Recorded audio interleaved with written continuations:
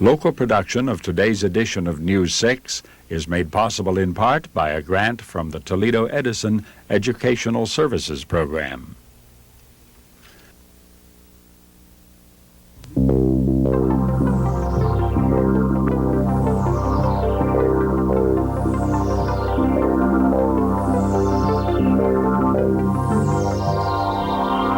Welcome to News 6. Today's program is presented by the 6th grade classes at Luckey Elementary School in Luckey, Ohio.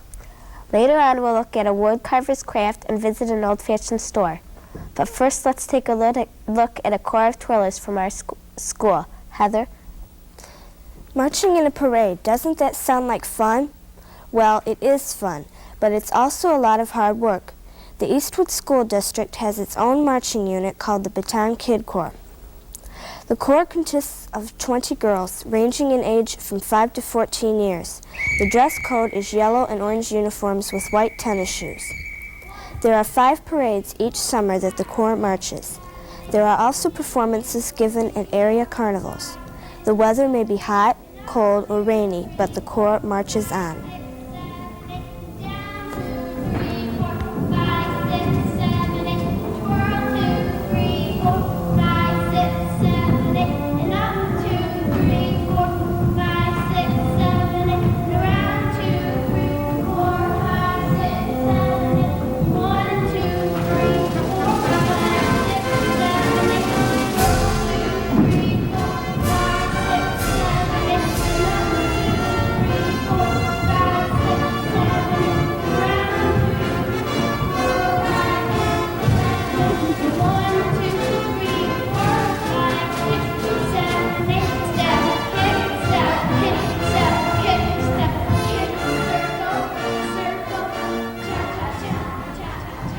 Practices are held each Wednesday at 3:30 p.m.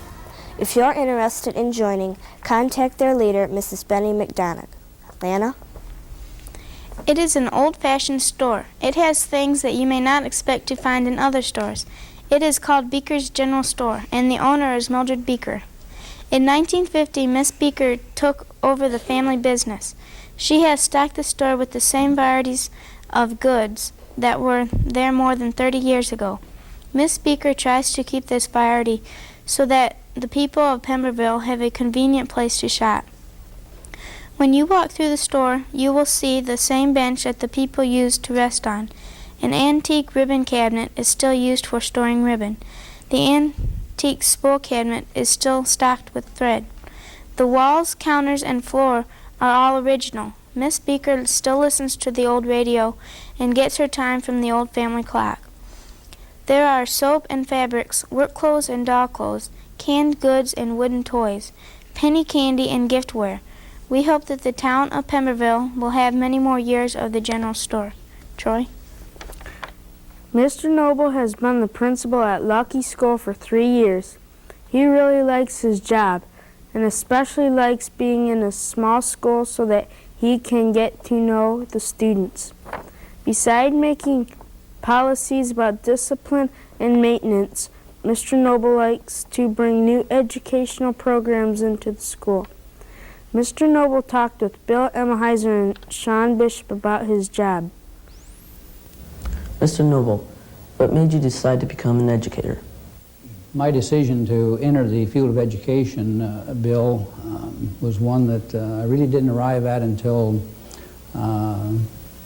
a little later in life, after a few experiences, and really wanted to contribute to the nation. What kind of requirements are there to become a principal? Approximately 3 years of classroom experience, and with some additional educational requirements being met, more precisely, the gaining of a master's degree.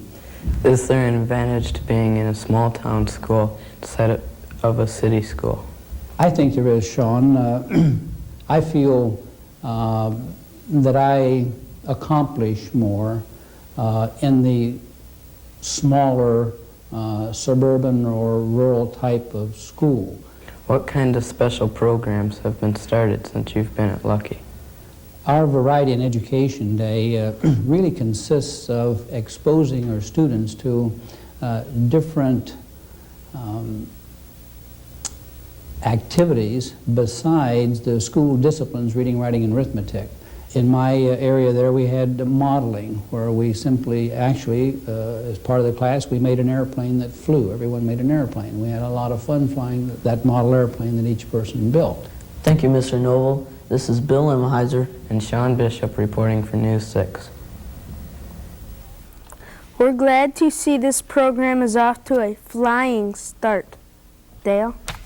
And speaking of flying, what weighs less than 254 pounds, has less than 5 gallons of fuel, is propelled by small engines, and has a maximum airspeed of 63 miles an hour.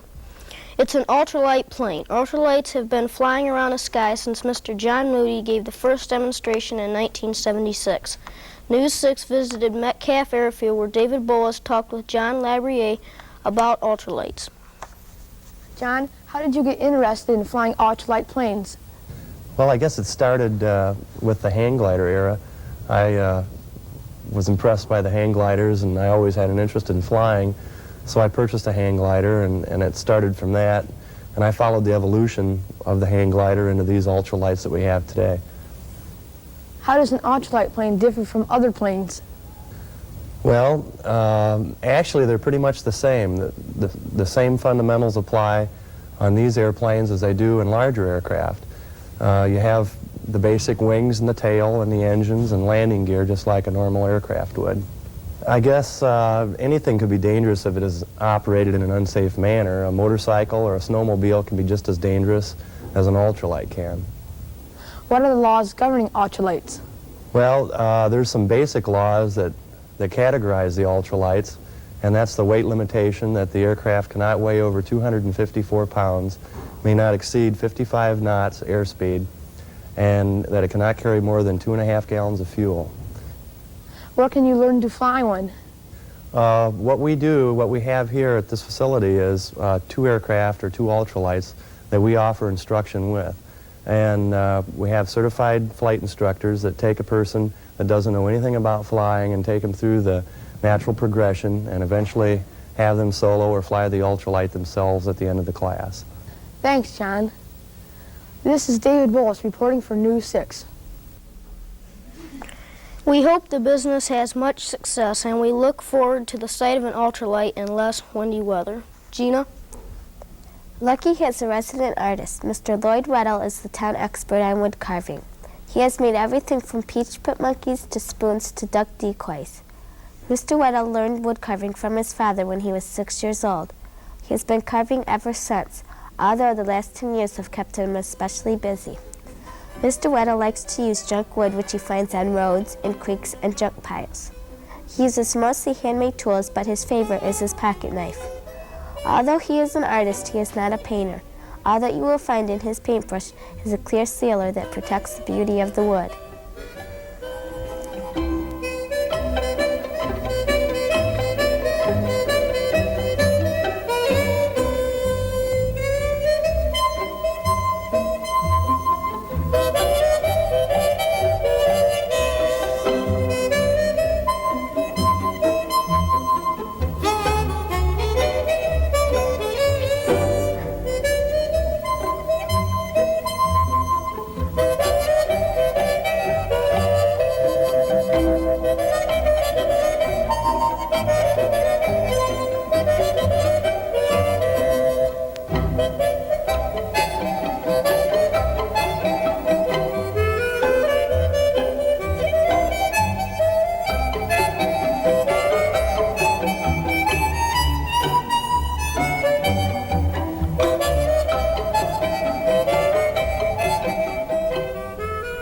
We hope you've enjoyed the show. Please tune in again next time when News 6 visits Liberty Center.